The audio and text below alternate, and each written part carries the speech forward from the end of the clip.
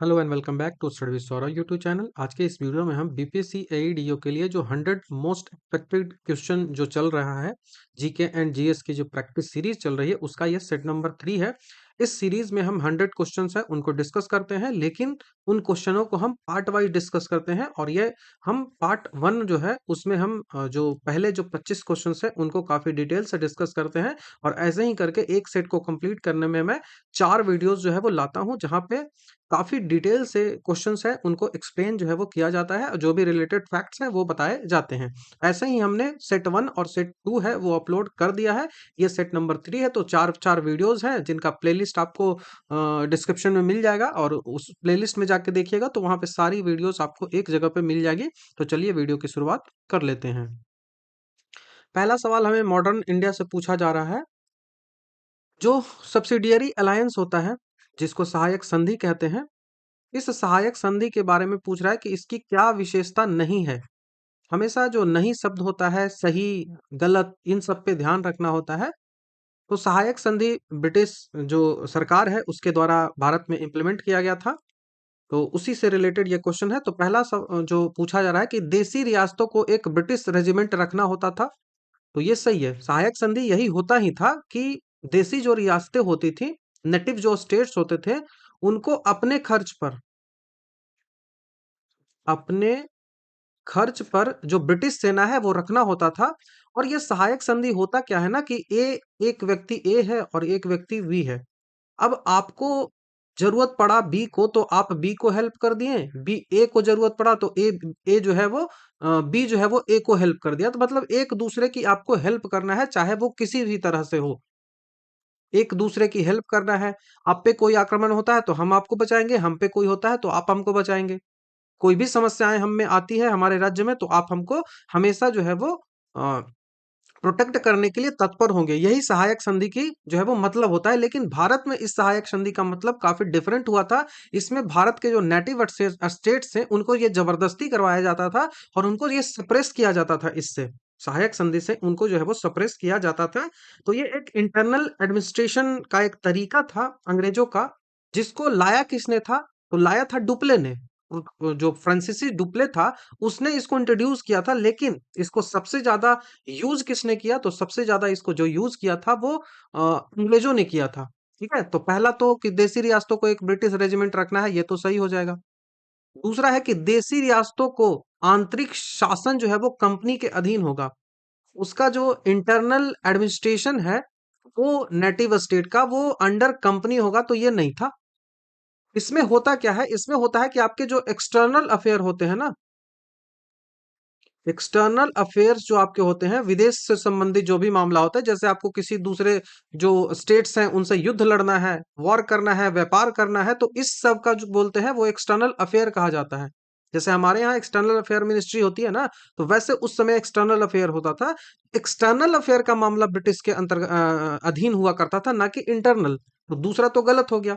तीसरा है कि देसी रियासतों के विदेशी नीति जो है वो कंपनी के अधीन होता था। इट इज करेक्ट, विदेशी नीति होना ही चाहिए, क्योंकि आप जो है वो किसी दूसरे से सहायता भी तो ले सकते हो ना। दैट्स वाई इन्होंने सप्रेस कर कर रखा था। तो तीसरा सही होगा। चौथा क्या है?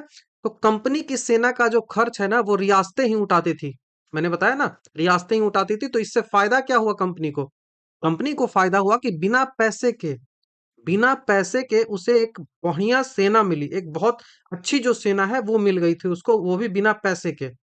तो ये आपको ध्यान रखना है। ये जो सब्सिडियरी जो अलायंस है, इस सब्सिडियरी अलायंस को भारत में स्टार्ट किया था लॉर्ड वेलेस्ली के द्वारा।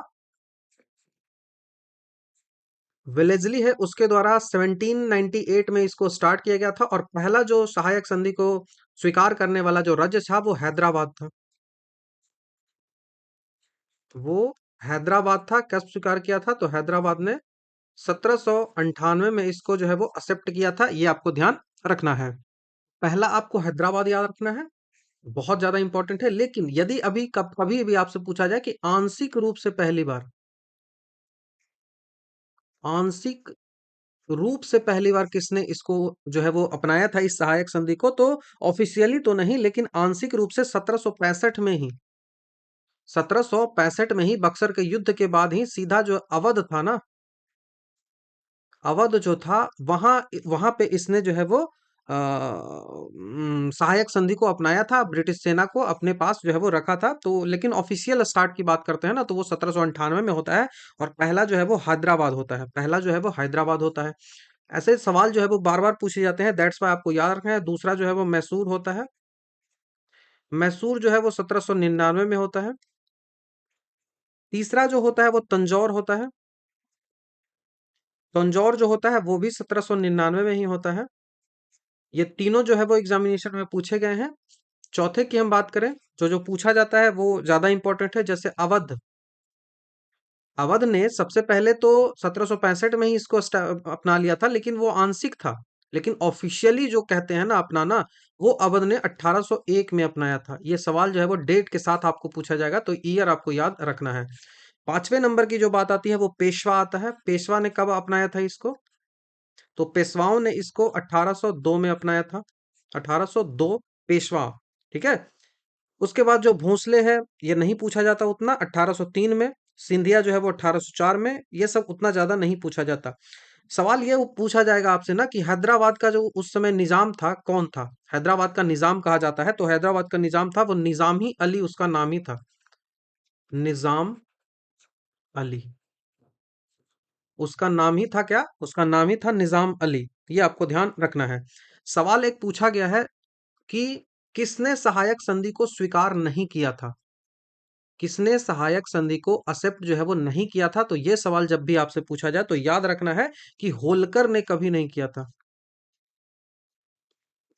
ठीक है। होलकर जो था, जैसे सिंधिया होता है ना, सिंधिया भोसले, ऐसे करके कई सारे पार्टों में बटा था, 5 पार्टों में बटा था। तो उनमें एक होलकर था, उसने सहायक संधि को कभी भी एक्सेप्ट जो है वो नहीं किया था। सहायक संधि की विशेषताओं में बात करें तो शत्रु राज्य के एक व्यक्ति, किसी भी व्यक्ति को आप जो है वो अपने राज्य में शरण नहीं दे सकते हो।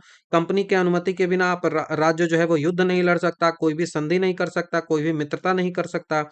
अंग्रेजी सेना जो है वो राज्य में राज्य के खर्च पर ही रहेगी। शासन प्रबंधन के लिए ब्रिटिश रेजिमेंट रखा जाएगा।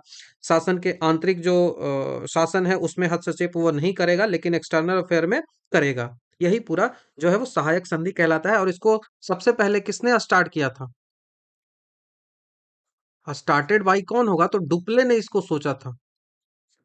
और इसी डुप्ले का जो, डुप्ले क्या है, फ्रांसीसी गवर्नर था। इसी डुप्ले के जो इरादा था ना, उसी इरादा को अंग्रेजों ने पूरा किया। और इस संधि से क्या हुआ? तो इस संधि से ब्रिटेन जो है वो सर्वोच्च शक्ति के रूप में उभरा, और फ्रांस का प्रभुत्व जो है वो भारत में खत्म होता दिखा। तो ये आपको सहायक संधि के बारे में डिसाइड जो है वो चीजें याद रखनी है। बाकी कई सारे कंपनी को लाभ हुए, कई सारे इसके प्रभाव पड़े, तो वो सब चीजें जो है वो मेंस की एस्पेक्ट से होती है। तो आपको मेंस तो करना है नहीं, किसी मतलब डिस्क्रिप्टिव तो आपको करना है नहीं। तो दैट्स वाई वो चीजें हम छोड़ेंगे। ठीक है। नेक्स्ट क्वेश्चन की बात करें। नेक्स्ट सवाल है कि जब सकल घरेलू उत्पाद, सकल घरेलू उत्पाद, जब जो है वो ग्रॉस डोमेस्टिक प्रोडक्ट जो है, इसमें से उत्पादन की प्रक्रिया में प्रयुक्त मशीन, जो भी प्रोडक्शन ऑफ मीन्स में मशीनें आती हैं, पूंजी आती हैं, इनके मूल्य में आई कमी को घटा दिया जाए, तो इसे हम क्या बोलते हैं? आपसे सीधा पूछा जा रहा है कि जो जीडीपी है, ग्रॉस डोमेस्टिक प्रोडक्ट है, इस डोमेस्टिक प्रोडक्ट से हमें मशीन जो भी हमने लगाया है प्रोडक्शन में, उस मशीन और उसके साथ ही साथ उसके पूंजी, आपने जो भी कैपिटल इन्वेस्ट किया है, उस कैपिटल में जो भी कमी आ रही है, उस कमी को हमने घटाया है। उस जो डेफिसिट आ रहा है, वो जो कमी आ रही है, डिक्रीज आ रहा है, डेफिसिट नहीं बोलेंगे, वो जो कमी आ रही है उसको मैंने घटाया, तब आपको जो है वो क्या मिलता है? यही सवाल आपसे पूछा जा रहा है। तो ये सारी चीजें जो है ना, मशीन का और पूंजी का, इसको डेप्रिसिएशन कहते हैं। इसको डेप्रिसिएशन कहते हैं। ठीक है। डेप्रिसिएशन, डेप्रिसिएशन इसको कहा जाता है, ये आपको ध्यान रखना है। तो जब भी सकल घरेलू उत्पाद में से डेप्रिसिएशन मतलब मूल्य में ह्रास, मूल्य हाँ, मूल्य में कमी आ रही है, तो ये जो डिप्रिसिएशन जब भी आप घटाओगे, चाहे वो मशीन में जो भी कॉस्ट आपका लगता है, जो भी पूंजी लगता है, तो इससे आपको जो है ना वो निवल घरेलू उत्पाद मिलता है। इससे आपको क्या मिलता है? नेट डोमेस्टिक प्रोडक्ट मिलता है, निवल घरेलू उत्पाद मिलता है। तो net domestic product option number D में है, निवल घरेलू उत्पाद इससे मिलता है। ये आपको ध्यान रखना है, बहुत इंपॉर्टेंट है। जीएनपी की हम बात करें तो जीएनपी जो है वो देश में नागरिकों के द्वारा विदेश में अर्जित आय जो है वो इसमें शामिल किया जाता है। देश में भी जितनी आपने कमाया और विदेशों में भी जो भी आपके नागरिकों ने कमाया उन सबको जोड़ते हैं तो वो जीएनपी कहलाता है। एनएनपी की बात करें तो यह जीएनपी में से मूल्यह्रास घटाने पर मिलता है। नेशनल इनकम जो है वो फैक्टर कॉस्ट पर जब इसको कंसीडर करेंगे तो उसको कहा जाता है। तो एनएनपी क्या होता है? मार्केट प्राइस और फैक्टर कॉस्ट दो चीजों पे होता है, कभी हम डिस्कस कर लेंगे इस सब चीजों को। तो अभी के लिए बस याद रखो कि एनएनपी जो होता है वो जीएनपी में से जब भी मूल्यह्रास घटाओगे, एनएनपी क्या होता है? तो जीएनपी ग्रॉस नेशनल प्रोडक्ट में से जब भी मूल्यह्रास डेप्रिसिएशन जो है वो घटाओगे तब जाके एनएनपी मिलेगा और इसी को जो है वो हम जो है वो नेशनल इनकम कह देते हैं, राष्ट्रीय आय जो है वो कह देते हैं। तो ये आपको ध्यान रखना है। नेक्स्ट सवाल है कि 3 जनवरी को अपसौर की घटना होती है, इसका मतलब क्या है? बहुत आसान सा सवाल है, ऑलरेडी हमने इस बारे में डिस्कस भी कर रखा है। तो देखो ऐसे होता है, कल ही शायद मैं जब बिहार एसआई का बता रहा था ना प्रीवियस ईयर, तो भी मैंने वहां पे ज्योग्राफी में डिस्कस किया था अपसौर और उपसौर को। यहाँ भी आप थोड़ा सा देख लो, और इससे पहले शायद मैंने पिछले पिछले जो वीडियोस है ना वहां पे भी मैंने इसको डिस्कस किया है। ये हमारा सन है, ये हमारा अर्थ है, ये हमारा अर्थ है। तो ये क्या है? ये नजदीक है, ये क्या है? दूर है। तो यहाँ पे जो है ना अप हो जाएगा, तो ये हो गया अपसौर। ये हो गया कम है, तो उपसौर। ये हो गया उपसौर। ये उपसौर मतलब सन और अर्थ के बीच का डिस्टेंस जो है वो कम होता है तो वो कहलाता है उपसौर। यहाँ पे 14.7 करोड़ किलोमीटर ही दूरी रहता है और यहाँ पे लगभग 15.7 करोड़ किलोमीटर दूरी जो है वो हो जाती है। 15.7 नहीं, 15.2 टू बी एग्जैक्ट, यदि हम बात करें 15.2 करोड़ किलोमीटर दूरी हो जाती है और इस घटना को अपसौर कहा जाता है। इंग्लिश में बोले तो एपीहेलियन बोलते हैं, एपहेलियन कहा जाता है। और ये उपसौर की यदि बात करें तो उपसौर जो घटना होती है उसको पेरीहेलियन कहा जाता है, पेरीहेलियन कहा जाता है। ठीक है। तो आप ऐसे भी याद रख सकते हो कि स्मॉल क्या होता है? स्मॉल इसका मीनिंग होता है, तो एस के नजदीक पी आता है तो अपसौर ये हो जाएगा, उपसौर हो गया। और अप मतलब ऊपर हो गया, तो ऊपर रहेगा तो ज्यादा डिस्टेंस होगा, तो ऐसे करके याद रख सकते हो। ये वाली जो घटना होती है, उपसौर वाली जो घटना होती है वो 3 जनवरी को होती है। ये वाली जो घटना होती है वो 4 जुलाई को होती है। कभी भी आपसे कुछ भी पूछे आप आसानी से आप कर सकते हो आंसर। ठीक है। बहुत आसान सा ये सवाल है, तो ऑप्शन नंबर सी हमारा यहाँ से आंसर होगा कि इस दिन पृथ्वी और सूर्य के बीच की दूरी न्यूनतम होती है। तो अब उपसौर कहलाता है और 3 जनवरी को होगा, और ये वाली घटना अपसौर कहलाएगी और वो 4 जुलाई को होगी। हाँ, चावल का कटोरा किस क्षेत्र को कहा जाता है भारत में? चावल का कटोरा, तो भारत में चावल का जो कटोरा है वो कहा जाता है, छत्तीसगढ़ बेसिन तो यहाँ पे दिया हुआ है नहीं, तो छत्तीसगढ़ बेसिन को नहीं बोलेंगे। अ, आप यहाँ पे कृष्णा और गोदावरी का जो डेल्टाई क्षेत्र है, डेल्टा किसको बोलते हैं पता है? डेल्टा बोलते हैं ना, नदियां बह रही है, तो नदियां बहते बहते कभी तो ऐसा होगा कि अपना स्लोप वो ऐसे कर देगी, और जब स्लोप ऐसे कर देंगे तो वो नदियां जो है वो बहने लगती है इस तरीके से। अब आप देखो कि ये जो आप इस तरीके से जो देख रहे हो, ये ग्रीक लेटर जो है ना डेल्टा की तरह दिख रहा है, दैट्स वाई इसको डेल्टा कहा जाता है। ठीक है। डेल्टा इसी कारण से कहा जाता है।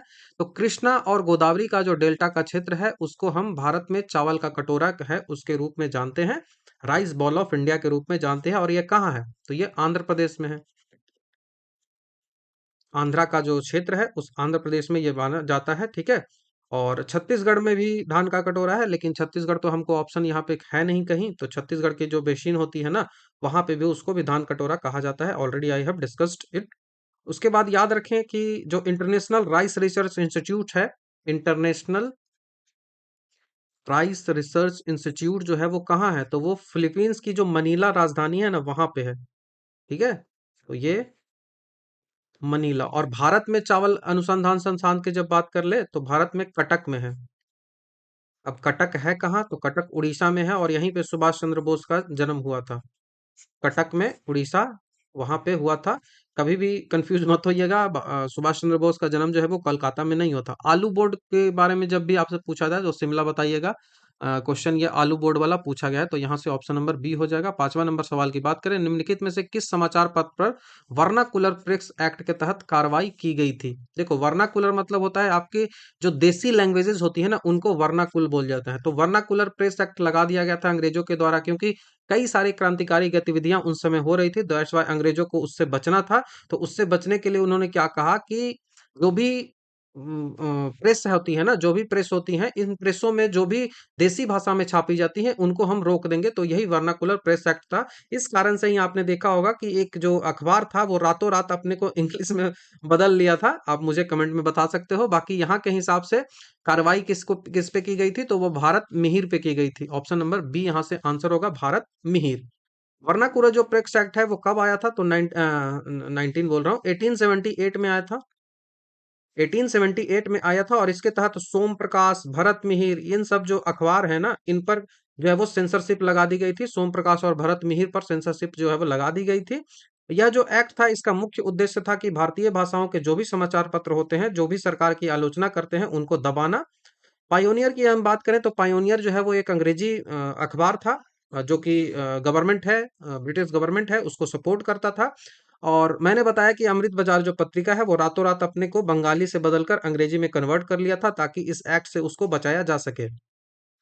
ये जो वर्नाकुलर प्रेस एक्ट है, 1878 में आया। ये किसके द्वारा लाया गया? तो ये जो लागू किया गया था वो लॉर्ड लिट्टन ने इसको लागू किया था। Lord Lytton. तो लॉर्ड लिट्टन ने इसको लागू किया था, और लेकिन इसको हटाया कौन था? तो इसको रिपन ने हटाया था। इस कारण से ही ना रिपन को उदार कहा जाता है, लिबरल था रिपन थोड़ा सा, ऐसा कहा जाता है। तो 1882 में इसने हटा दिया था इसको। तो ये आपको ध्यान रखना है, लॉर्ड रिपन ने इसको हटाया था। नेक्स्ट क्वेश्चन की ओर बढ़ते हैं। नेक्स्ट सवाल है कि निम्नलिखित में से कौन सही सुमेलित है? ठीक है, सही की बात हो रही है, गलत की बात नहीं हो रही है। तो सही आपसे पूछा जा रहा है, तो रेखाओं के बारे में पूछ रहा है। ठीक है, कि कौन सा रेखाएं कैसे जो है वो चलती है। तो रेड क्लिफ की सबसे पहले बात आती है। तो क्या रेड क्लिफ भारत और चाइना के बीच है? क्या रेड क्लिफ भारत और चाइना के बीच है? तो यस, रेड क्लिफ जो है वो भारत और चाइना के बीच है। उसके बाद डुरंड रेखा आती है, भारत और पाकिस्तान के बीच है। क्या ये सही की बात तो पूछ रहा है ना? नहीं, ये तो गलत हो जाएगा। ये डुरंड रेखा ये भी गलत हो जाएगा, ये भारत और पाकिस्तान के बीच तो है नहीं। भारत और चाइना के बीच कौन सा है? मैकमोहन है। रेड क्लिफ किसके बीच है? भारत और पाकिस्तान के बीच। डुरंड रेखा किसके बीच है? भारत और अफगानिस्तान के बीच। ठीक है। तो तीसरा आ गया है मैगिनोट रेखा। मैगिनोट रेखा ही इसका आंसर होगा। मैगिनोट जो है वो फ्रांस और जर्मनी के बीच है, ये सही है। मैगिनोट जो रेखा है वो फ्रांस और जर्मनी के बीच है, और बनाया किसके द्वारा गया है? तो फ्रांस के द्वारा ये बनाया गया है। जर्मनी के आक्रमण से बचने के लिए मैगिनोट रेखा जो है वो बनाया गया था। ठीक है। उसके बाद जो है वो हिंडनबर्ग रेखा की बात करें, तो हिंडनबर्ग जो रेखा है वो जर्मनी और पोलैंड के बीच है, ना कि फ्रांस और बेल्जियम के बीच। तो हिंडनबर्ग जो है वो जर्मनी एंड पोलैंड के बीच है। ऑलरेडी मैंने इन सब के बारे में काफी डिटेल से आपको डिस्कस किया है। नेक्स्ट क्वेश्चन की बात करें कि न्यायपूर्त वितरण एवं समानता के साथ विकास किस पंचवर्षीय योजना की सर्वोच्च प्राथमिकता थी? Growth with justice and equality was the top priority of which of the 5 year plan? देखो, ग्रोथ तो ठीक है, ग्रोथ ठीक है, लेकिन जस्टिस और इक्वलिटी जैसे ही आता है ना, तो आप समझ जाइएगा ना कि भारत जब आजाद हुआ था ना, इस समय ये सब चीजें उतना फोकस में नहीं हुआ करता था। उतना फोकस में नहीं हुआ करता था, मतलब यहाँ तो ऑप्शन ही उस तरीके से दिया हुआ है। तो ये आपको ध्यान रखना है ना कि ये एकदम लास्ट वाली जो पंचवर्षीय योजना रहेंगी ना, उन सब के बारे में डिस्कस हो रहा है यहाँ पे। ठीक है। तो इसका जो आंसर होगा वो 9th 5 ईयर प्लान होगा, ऑप्शन नंबर बी होगा। 9वीं जो पंचवर्षीय योजना थी उसका मुख्य जो उद्देश्य था सामाजिक न्याय और समाज के साथ विकास करना। Growth with social justice and equality इसका था। और भारत जो है वो, यह भारत की स्वतंत्रता के 50वें वर्ष में स्टार्ट किया गया था। 1997 है, वहां से लेकर 5 वर्षों तक चला था। 2002 तक ये चला था। भागी भारत में अभी 5 ईयर प्लान नहीं चलती है, क्योंकि योजना आयोग को हटाकर अब उसको नीति आयोग से रिप्लेस कर दिया गया है। यदि हम 10वीं योजना की बात करें, जो 2002 से लेकर 2007 तक चला। 10वीं योजना का उद्देश्य था कि पर कैपिटा जो इनकम है उसको दुगना करना है। कहा गया 10वीं ये है। 10वीं का कब से रहा? तो 2002 से लेकर 2007 तक इसको रहा था। 2002 से लेकर 2007 तक चला था, और इसका मेन उद्देश्य था कि जो पर कैपिटा इनकम है प्रति व्यक्ति जो आय है उसको हम दुगना कर देना है, हमको प्रति व्यक्ति आय को दुगना कर देना है। 11वीं पंचवर्षीय योजना की बात करें तो ये जो है वो 2007 से लेकर 2012 तक चला था, और इसका उद्देश्य था कि faster and more exclusive growth, faster and more exclusive exclusive growth, मतलब कि तीव्रता और अधिक समावेशी विकास की यहाँ पे बात की गई थी। तो ये याद रखना है, ऑप्शन नंबर बी यहाँ से हमारा आंसर सही हो जाएगा। नेक्स्ट क्वेश्चन की बात करें कि इंडिपेंडेंट नामक जो समाचार पत्र है वो किसके द्वारा प्रकाशित या फिर संपादित किया जाता था, तो बहुत आसान सा है, ऑलरेडी मैंने बता भी दिया है। इंडिपेंडेंट जो है वो मोतीलाल नेहरू के द्वारा निकाला जाता था, तो ऑप्शन नंबर बी हमारा यहाँ से आंसर बनेगा। इंडिपेंडेंट मोतीलाल नेहरू के द्वारा 1919 जो है वहां पे स्टार्ट किया गया था, इलाहाबाद से ये निकलता था, इलाहाबाद है, वहां से इसको मोतीलाल नेहरू ने स्टार्ट किया था। इसका मेन उद्देश्य क्या था, तो इसका मेन उद्देश्य था कि उदारवादी जो नीति है उनके खिलाफ जो है वो उग्र विचार प्रस्तुत करना और स्वशासन की मांग करना। जवाहरलाल नेहरू ने नेशनल हेराल्ड निकाला था, चित्तरंजन दास ने स्वराज पार्टी की स्थापना की थी, ये सब आपको ध्यान होना चाहिए। नेक्स्ट क्वेश्चन की बात करें कि सौर मंडल का जो हीलियोसेंट्रिक मॉडल है, हीलियोसेंट्रिक मॉडल सौर मंडल का है, उसको किसने दिया था, ये सवाल आपसे पूछा जा रहा है। तो सौर मंडल का जो हीलियोसेंट्रिक मॉडल है वो निकोलस कॉपरनिकस ने दिया था, निकोलस कॉपरनिकस ने दिया था, तो ऑप्शन नंबर डी हमारा यहाँ से आंसर बनेगा। ये है क्या, निकोलस कॉपरनिकस ने 1543 में, निकोलस जो कॉपरनिकस है उसने 1543 में ये जो कंसेप्ट है हीलियोसेंट्रिक मॉडल है इसको इसने दिया था। इसमें क्या बताया गया था, इसमें कहा गया था कि जो सेंटर है ना हमारे सौरमंडल का, हमारे जो सौर मंडल का जो सेंटर है वो सन है। उससे पहले माना जाता था कि हमारे सौर मंडल है उसका सेंटर जो है वो अर्थ है, लेकिन इन्होंने जो है वो, क्योंकि ईसाई लोग मानते थे ना कि अर्थ ही सेंटर है, और इस धर्म को ना बहुत चोट पहुंचती ऐसी चीजें आ जाती, तो दैट्स वाई इन सब लोगों को ना मार मार दिया जाता था, इनको कैद कर दिया जाता था, इन साइंटिस्ट को उस समय। ऐसे कुछ हुआ, घटनाएं जो है वो उन समय होती थी। कुछ मूवीज आप इन पे देख सकते हो, बहुत अच्छी अच्छी बनी हुई है। जो पहले बैंड हुई थी फिर जाके उनको चलाया भी गया था, तो मुझे अभी नाम भी नहीं याद आ रहा। टॉम हैंक्स की एक मूवी बहुत अच्छी है इसको लेकर।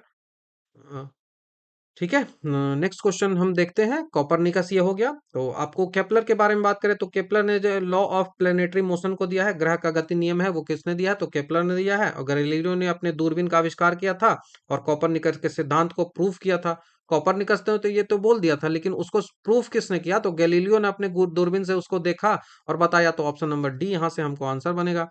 नेक्स्ट क्वेश्चन है कि बाल हत्या प्रथा किस प्रेसिडेंसी में अधिक थी। जो इन्फेंटिसाइड था, जिसको चाइल्ड सेक्रीफाइस या चाइल्ड मर्डर आप कह सकते हो, सेक्रीफाइस ही बोलो, मर्डर कहना सही नहीं है। इन्फेंटिसाइड जो है वो बाल हत्या है, वो सबसे ज्यादा कहाँ देखने को मिलता था, तो वो सबसे ज्यादा बंगाल में, बंगाल की जो प्रेसिडेंसी है वहां पे सबसे ज्यादा देखने को मिलता था। जो कुलीन परिवार होते थे, मतलब कि जो ऊपर के लोग होते हैं, खास करके आप अमीर लोगों को बोल सकते हो, वहां पे ये सामाजिक जो अंधविश्वास है वो चलता था, जिसके कारण बाल हत्या, खास करके जो कन्या जो है, मतलब कि जो महिलाएं हैं, गर्ल जो चाइल्ड गर्ल होती हैं, उनकी जो इन्फेंटिसाइड किया जाता था। और गंगा सागर में बच्चों को फेंकने की प्रथा भी यहीं पे देखी गई है, जिसे लॉर्ड वेलेस्ली और लॉर्ड विलियम बैटिंग ने रोकने का प्रयास जो है वो किया था। तो ये आपको ध्यान रखना है, बंगाल यहाँ से हमारा आंसर बन जाएगा। नेक्स्ट क्वेश्चन की बात करें कि निम्नलिखित में से कौन सा ग्रह जो है वो मानव द्वारा खोजा गया था। Which of the following planet is discovered by human, human के द्वारा कौन सा डिस्कवर किया गया था, तो ये डिस्कवर किया गया था यूरेनस। यूरेनस हमारा आंसर होगा, ऑप्शन नंबर बी। यूरेनस जो है वो पहला ग्रह था जिसे प्राचीन काल के बजाय आधुनिक समय में दूरबीन की मदद से खोजा गया था। और सारे ग्रहों थे ना वो प्राचीन काल से ही चले आ रहे थे, लेकिन यूरेनस को पहली बार जो है वो आधुनिक काल में दूरबीन के द्वारा देखकर इसको खोजा गया था, और इसको खोजा था विलियम हर्सेल ने। इसको जो खोजा था वो खोजा था विलियम हर्सेल। विलियम हर्सेल ने 1781 में इसको जो है वो खोजा था। बुध हो गया, शुक्र हो गया, मंगल, बृहस्पति, शनि, इन सबको आप जो है वो नंगी आंखों से दिखाई देता था, इसीलिए वो प्राचीन काल से ही खोज दिए गए थे। तो नंगी आंखों से दिखने वाले कौन से हो गए, मतलब नंगी आंखों मतलब नंगी आंखों कहने का मतलब ना, मतलब कोई भी आप इक्विपमेंट देखने के लिए यूज नहीं कर लो, जो नेचुरल आपकी आंखें हैं वो। ठीक है, तो मरकरी हो गया, बुध जिसको बोलते हो बुध हो गया, उसके बाद वीनस हो गया, वीनस जिसको शुक्र कहा जाता है। उसके बाद मार्स हो गया जिसको मंगल कहा जाता है। उसके बाद जुपिटर हो गया जिसको बृहस्पति कहा जाता है। उसके बाद सैटर्न हो गया जिसको जो है वो शनि कहा जाता है। तो ये सारे जो है वो नंगी आंखों से आप देख सकते हो। ठीक है, बुध, मरकरी, शुक्र, वीनस, मार्स, मंगल, जुपिटर, बृहस्पति और जो ये सैटर्न है, ये शनि, इन सबको आप नंगी आंखों से देख सकते हो। तो ये आपको ध्यान रखना है। लाइंग प्लेनेट की बात करें तो यूरेनस जो है वो अपने अक्ष पर लगभग कितना टिल्ट है, तो लगभग 98 डिग्री वो टिल्ट है।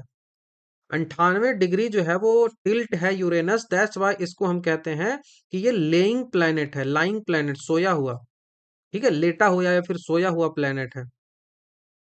प्लूटो को 2008 में 2006 में ग्रह की जो कैटेगरी है उससे हटा भी दिया गया था। ये आपको ध्यान रखना है, प्लूटो को 2006 में हटाया गया था। नेपच्यून जो है वो इसकी खोज गणितीय गणनाओं के आधार पर 1846 में की गई थी। तो नेपच्यून की खोज भी 1846 में की गई थी, पहले से ये नहीं था। तो ये आपको ध्यान रखना है। नेक्स्ट क्वेश्चन की बात करते हैं कि रेशमी रुमाल षड्यंत्र किससे संबंधित है। रेशमी रुमाल षड्यंत्र, silk letter conspiracy, silk letter conspiracy, रेशमी रुमाल जो षड्यंत्र है वो किस से संबंधित है, ये सवाल आपसे पूछा जा रहा है। तो ये जो है रेशमी रुमाल जो आंदोलन है, रेशमी रुमाल जो षड्यंत्र है वो 1913 से लेकर 1920 तक चला था। और इसका मेन ऑब्जेक्टिव था कि भारत में जो ब्रिटिश शासन है उसको उखाड़ के फेंकना है। टर्की और अफगानिस्तान का इसमें सहयोग जो है वो लेना है। इसमें किसका सहयोग लेना है, तो Turkey, Turkey and Afghanistan, Afghanistan का हेल्प लेकर और इसको अंग्रेजों को भारत से बाहर निकालना है, ये इसका मेन उद्देश्य था।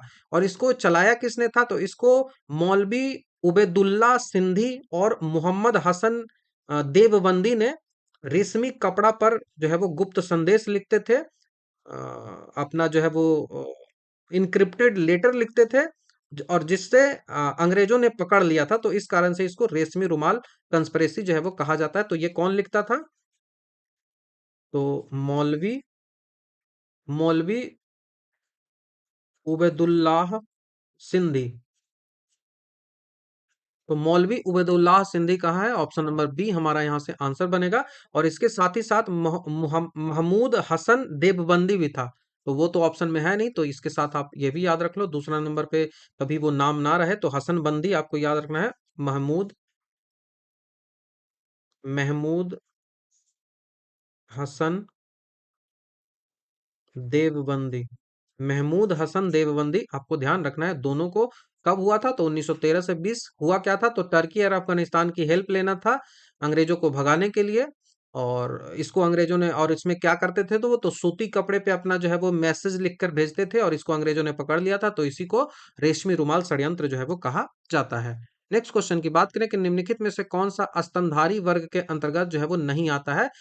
मैमल्स जो होता है, मेमेलिया जो होते हैं, उनके अंतर्गत जो है वो नहीं आता है। तो मेमेलिया के अंतर्गत जो है वो लिजार्ड नहीं आता है।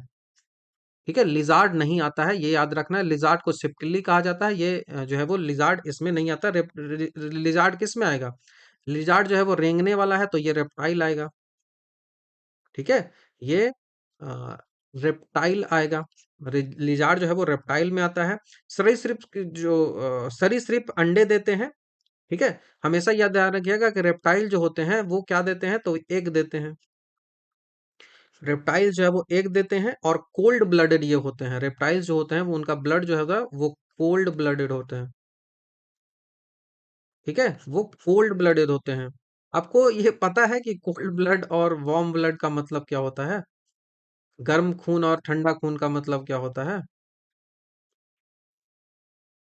दो शब्द हमेशा आपको आएगा, पूछेगा एग्जामिनेशन में कि वार्म ब्लड और कोल्ड ब्लड का मतलब क्या होता है।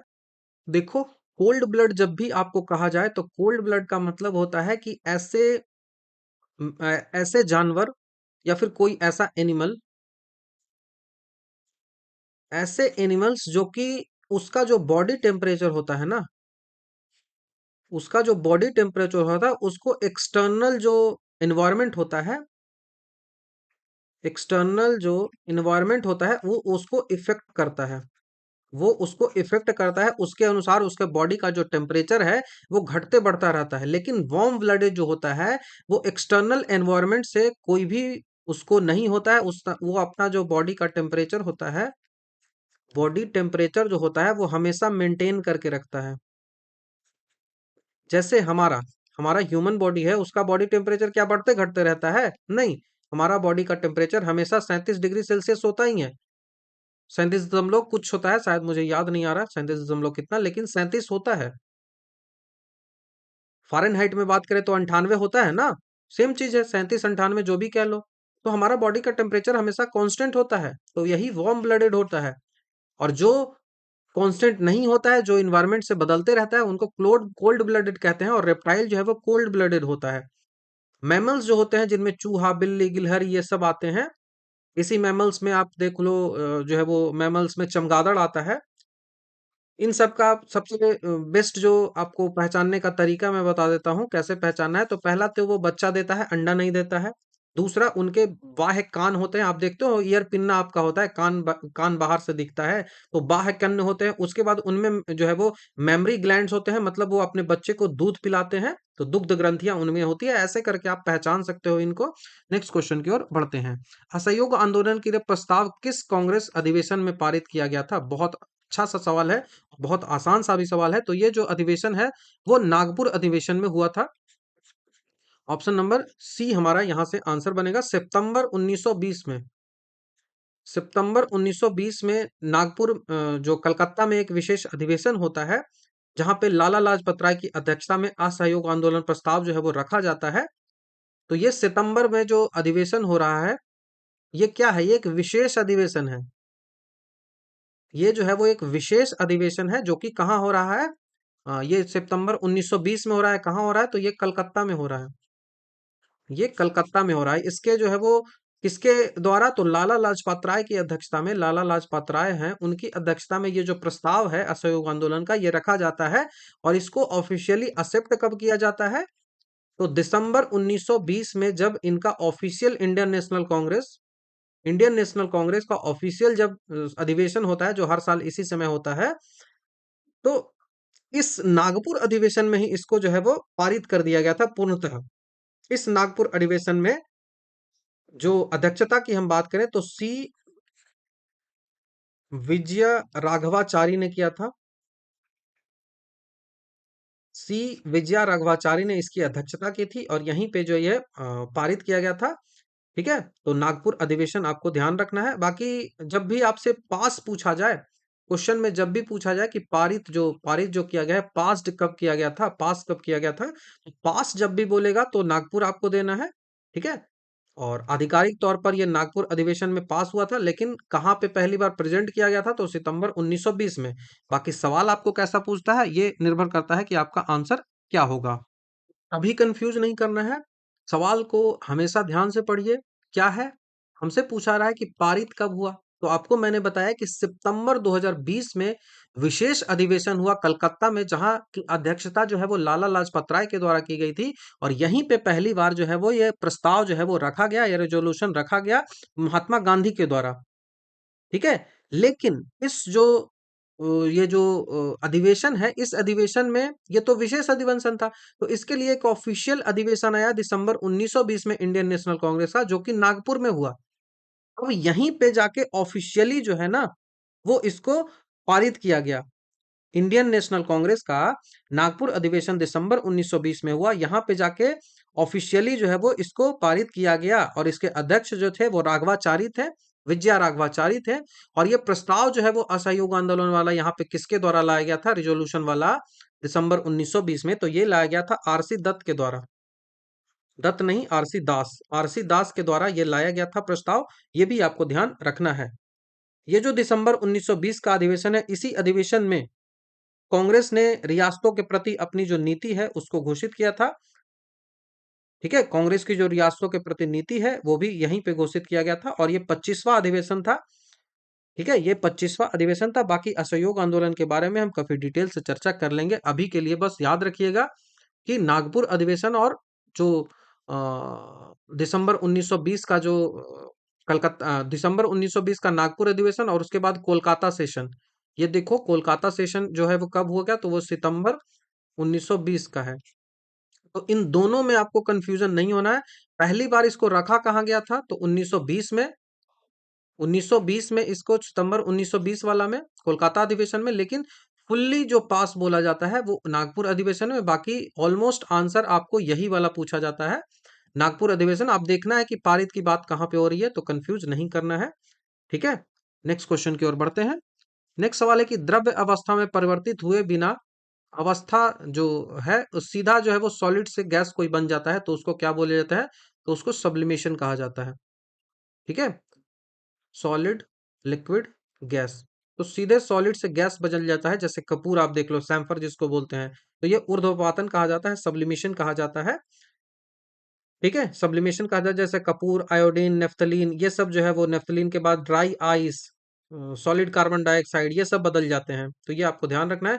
कंडेंसेशन क्या बोलते हैं, तो द्रव्य से गैस से जब द्रव्य में बदलता है तो ये कंडेंसेशन कहलाता है। कंडेंसेशन जो है वो क्या है, तो कंडेंसेशन जो है वो गैस से जब आप लिक्विड में कन्वर्ट करते हो तो बादल इसी कारण से बनता है, कंडेंसेशन से बनता है।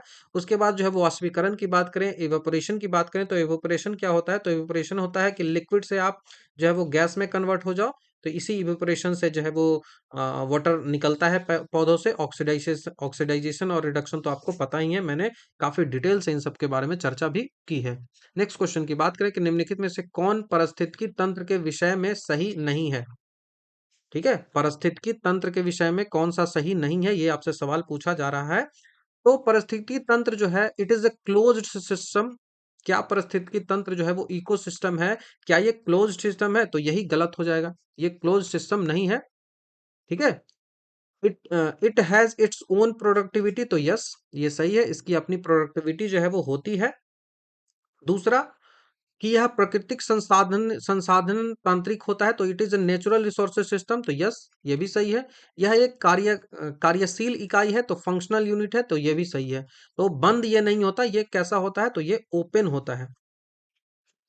ठीक है, ये ओपन सिस्टम होता है, ना कि बंद सिस्टम होता है। इसमें सूर्य है, इसमें पदार्थ है, और इनका लगातार जो है वो इनपुट आउटपुट होता रहता है, आदान प्रदान जो है वो होता रहता है। तो ये आपको ध्यान रखना है। बाकी तीनों जो है वो सही है, और ऑप्शन नंबर ए हमारा यहाँ से गलत हो जाएगा, तो हमारा ऑप्शन नंबर ए ही यहाँ पे सही है। नेक्स्ट क्वेश्चन की बात करें कि लट्टू को घुमाना किसका उदाहरण है। लट्टू को जब आप घुमाते हो तो ये किसका उदाहरण है, तो ये सेंट्रीपिटल फोर्स का है। दो प्रकार की फोर्स है वो आती है, तो एक सेंटर है, इस सेंटर के अंदर, इस सेंटर के जब अंदर फोर्स लगती है तो वो सेंट्रीपिटल फोर्स कहलाती है, और इस सेंटर के जब बाहर फोर्स लगती है,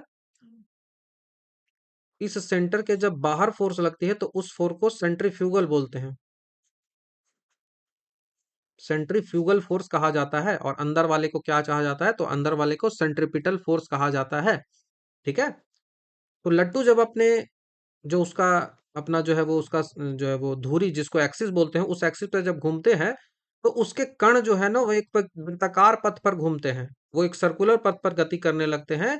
और वृत्ताकार गति को जब भी बनाए रखना है, तो वृत्ताकार गति कोई भी करता है तो उसके लिए सेंट्रीपिटल फोर्स होना ही चाहिए, अंदर की ओर फोर्स एक लगना ही चाहिए, ये आपको ध्यान हमेशा रखना है। तो लट्टू का संतुलन रहना जो है वो किसके कारण होता है, तो कोणीय संवेग के संरक्षण है उसके कारण होता है। कभी भी पूछा जाए कि लट्टू जो है वो संतुलन आखिर कैसे रहता है, लट्टू जो है वो बैलेंस कैसे कर पाता है अपने आप को, लट्टू की बैलेंसिंग जो है वो कैसे हो पाती है, तो ये होता है due to gyroscopic effect. Gyroscopic effect मतलब कि कोणीय संवेग संरक्षण के कारण होता है, तो ये आपको ध्यान रखना है।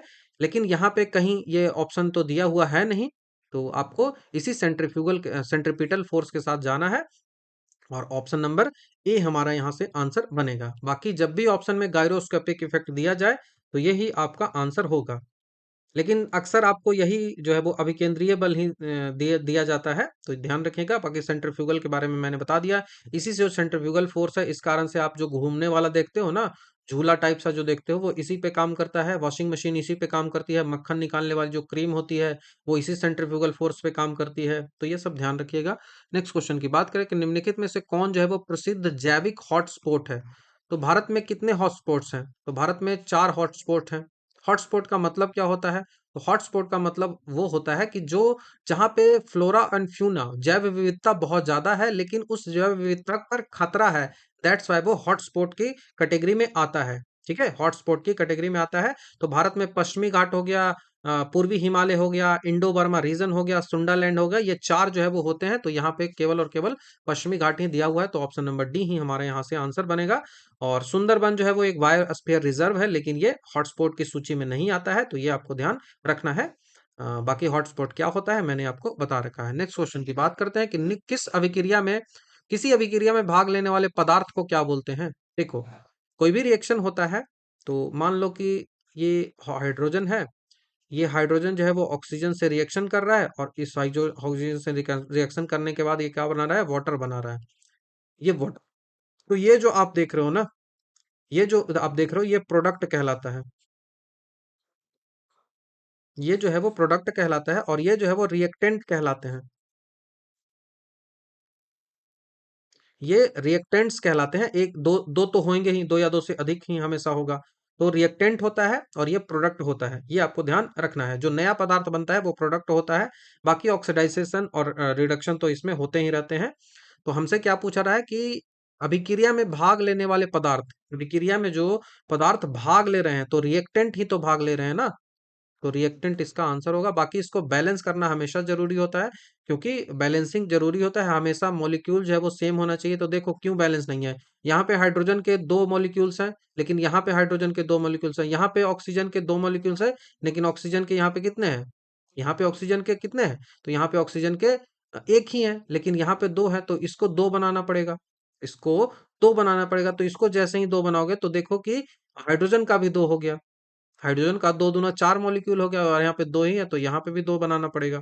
तो ऐसे करके आप हीट एंड ट्रायल मेथड से बैलेंस कर सकते हो।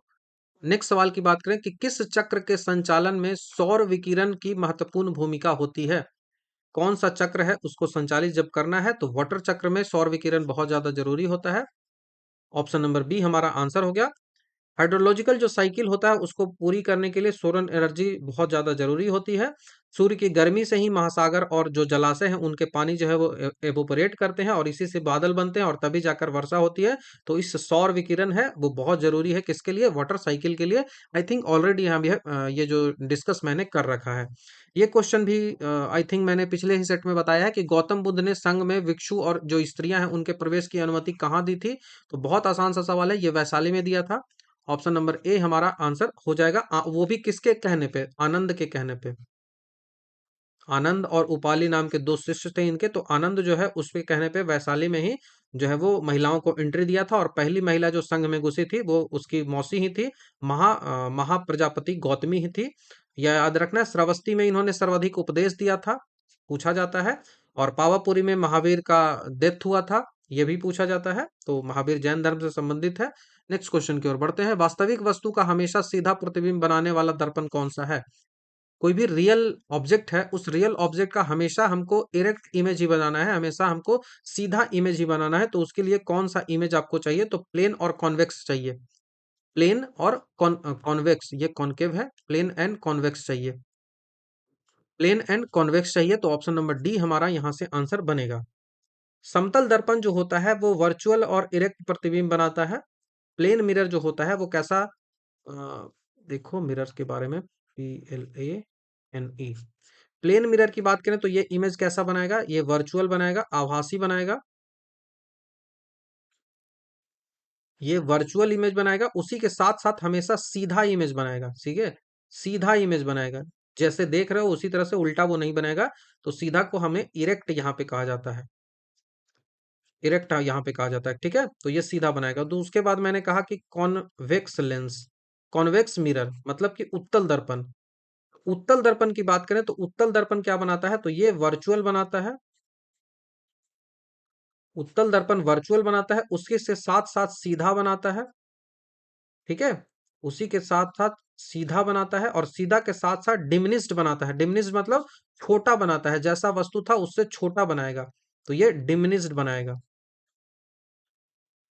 डिमिनिश्ड मतलब छोटा बनाएगा, हमेशा वस्तु से छोटा बनाएगा। उसके बाद तीसरा बचता है कॉनकेव, कॉनकेव मिरर, तो कॉनकेव क्या बनाएगा, तो कॉनकेव हमेशा उल्टा इमेज बनाता है।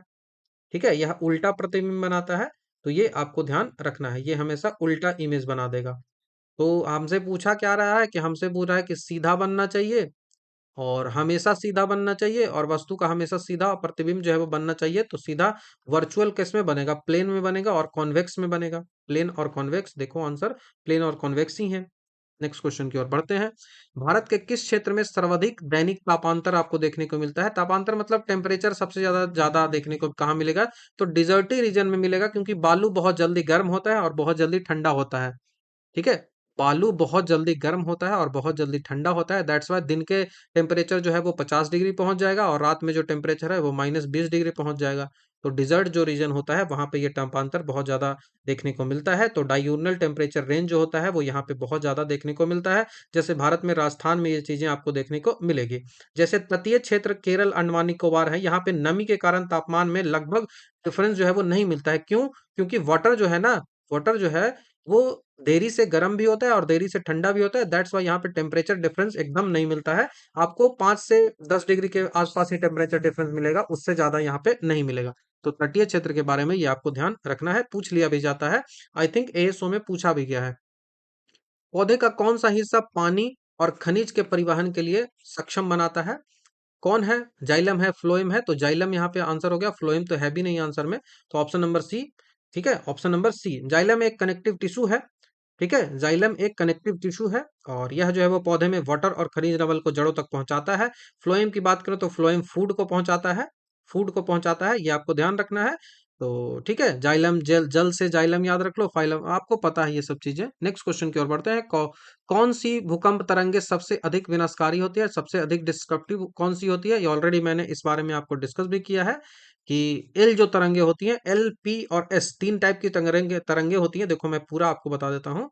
सबसे पहले बात आती है प्राइमरी वेव की। यह जो वेव होता है वो सबसे तेज होता है, ठोस और द्रव दोनों में चल सकती है और यह कम विनाशकारी होती है। उसके बाद एस तरंगे आती है, सेकेंडरी वेव कहते हैं, यह केवल ठोस में चलती है, द्रव्य में यह नहीं चलती है। ठीक है, और तीसरा जो आता है वो एल वेव होता है, जिसको सरफेस वेव भी कहा जाता है। एल, पी, एल यहाँ आएगा, उसके बाद यहाँ पे आएगा एस, तब आएगा पी। ये जो है वो प्राइमरी हो गया, ये जो है सेकेंडरी हो गया। ये सरफेस आपको धरती पे ही देखने को मिलता है। अब चूंकि धरती पे है तो सबसे ज्यादा डिस्क्रिप्टिव तो होगा ही एल वेव, इसको सरफेस वेव भी कहा जाता है। और इसकी गति सबसे कम होती है, लेकिन इसका एम्पलीट्यूड बहुत ज्यादा होता है। दैट्स वाई ये खतरनाक होता है। बाकी रिएक्टर स्केल इस सब के बारे में आपको पता है। तो हमारा आंसर यहाँ से क्या हो जाएगा? हमारा आंसर जो है वो होगा L wave, option number C. Next question की ओर बढ़ते हैं। मानव शरीर में लैंगर की जो दीपिकाएं होती हैं, आइलेट्स ऑफ लैंगर होती है, वो कहाँ पे देखने को मिलती है? तो आइलेट्स ऑफ लैंगर जो है वो पैंक्रियाज में देखने को मिलती है। ऑप्शन नंबर बी यहाँ से हमारा आंसर बनेगा, पैंक्रियाज।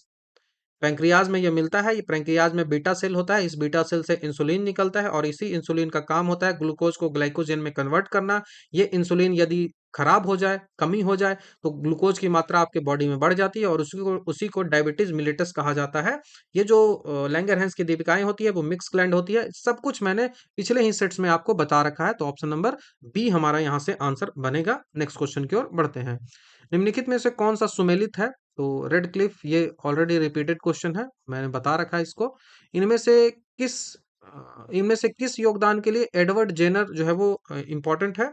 तो एडवर्ड जेनर किसके लिए इंपॉर्टेंट है? तो एडवर्ड जेनर ने टीका निकाला है। किसका निकाला है? तो इन्फ्लुएनोलॉजी का। एडवर्ड जेनर ने चेचक का निकाला है। चेचक, जो स्मॉल पॉक्स होता है, इस टीके की खोज पहली बार जो टीके की खोज की थी वो एडवर्ड जेनर ने ही की थी। 1796 में किया था। 1796 में किया था। एडवर्ड जो जेनर है ना, एडवर्ड जेनर है, इनको कहा जाता है इम्यूनोलॉजी का फादर। Father of immunology. आपका जो इम्यून सिस्टम है ना, तो इम्यूनोलॉजी के बारे में इन्होंने स्टडी किया था, तो उस कारण से इम्यूनोलॉजी का इनको फादर कहा जाता है। स्मॉल पॉक्स का टीका इन्होंने निकाला था। डायलिसिस जो आप देख रहे हो, ये किडनी से संबंधित है। ब्लड का प्यूरिफिकेशन करता है। हमेशा ध्यान रखना है, हार्ट का ब्लड से कोई मतलब नहीं है। हार्ट ब्लड को केवल और केवल पंप करता है, उसका प्यूरिफिकेशन से नहीं मतलब है। प्यूरिफिकेशन जो है वो किडनी करती है। ठीक है, आपको ये ध्यान रखना है। और ओपन हार्ट सर्जरी की बात करें तो वोल्टर लिहेरी को ओपन हार्ट सर्जरी का फादर कहा जाता है? वॉल्टन वॉल्टन लिलेही। वॉल्टन लिलेही है, उनको कहा जाता है इसका। ये ध्यान आपको रखना है। तो यहाँ से ऑप्शन ऑप्शन आपका कौन सा हो जाएगा? वैक्सीन। एडवर्ड जेनर वैक्सीन के लिए, चेचक के वैक्सीन के लिए इंपॉर्टेंट है। निम्नलिखित में से कौन सी पर्वत श्रृंखला सबसे लंबी है? ऑलरेडी मैंने इसको डिस्कस किया है, एंडीज हमारा यहाँ से आंसर बनेगा। काफी डिटेल से इसको मैंने पिछले जो वीडियोज हैं उनमें ही डिस्कस किया है। कुछ क्वेश्चन जो है वो रिपीट हो रहे हैं, मैं देख रहा हूँ। किस अधिनियम द्वारा केंद्रीय बजट को राज्य के बजट से अलग किया गया था? आई थिंक ये भी मैंने डिस्कस किया है। इसका आंसर मॉन्टेग्यू चेम्सफोर्ड सुधार होगा। भारत शासन अधिनियम, जिसको 1919 कहा जाता है, इसमें ही इसको जो है वो डिवाइड किया गया था। प्रांतों को अपना बजट स्वयं बनाने के लिए अधिकृत यहाँ पे किया गया था। इस अधिनियम ने द्वैध शासन को भी लागू किया था। तो ऑप्शन नंबर बी यहाँ से आंसर बन जाएगा। तो ये रहा वीडियो सेट नंबर 3 का पार्ट नंबर 1, जहाँ पे हमने टोटल 25 क्वेश्चन है उनको डिस्कस किया। तो आई होप वो चीजें आपको क्लियर होंगी। तो thank you very much. Next video में आपसे जल्द ही मिलता हूँ।